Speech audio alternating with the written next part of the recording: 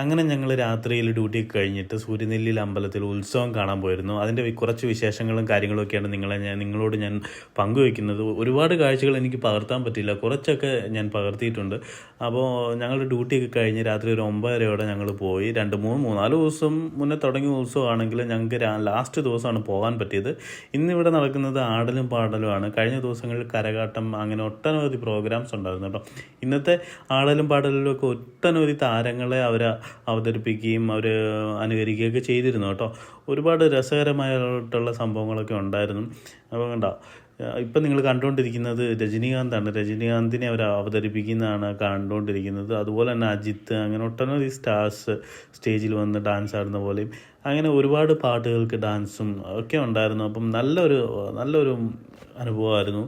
അങ്ങനെ കുറേ കഴിഞ്ഞപ്പോൾ ഇവരുടെ തന്നെ കലാപരിപാടിയായിട്ടുള്ള വലിയൊരു ഭീമാകാരമായ ഒരു ചിമ്പാൻസിയുടെ രൂപം ആളുകൾക്കിടയിലൂടെ നടന്ന് വരുന്നതാണ് നിങ്ങൾ കാണുന്നത് കേട്ടോ.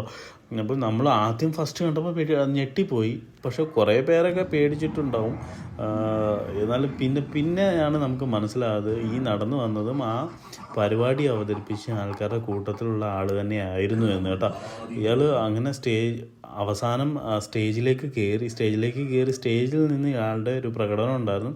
ശരിക്കും പറഞ്ഞു കഴിഞ്ഞാൽ തലയൊക്കെ സ്റ്റേജിൻ്റെ മുകളിൽ ഇടിക്കുന്നുണ്ടായിരുന്നു. അപ്പം എന്തായാലും നല്ലൊരു അനുഭവമായിരുന്നു. നിങ്ങളും ഇതുപോലുള്ള കാഴ്ചകളൊക്കെ കണ്ടിട്ടുണ്ടെങ്കിൽ ഈ വീഡിയോയിൽ ഒന്ന് കമൻറ്റ് ചെയ്യാം കേട്ടോ.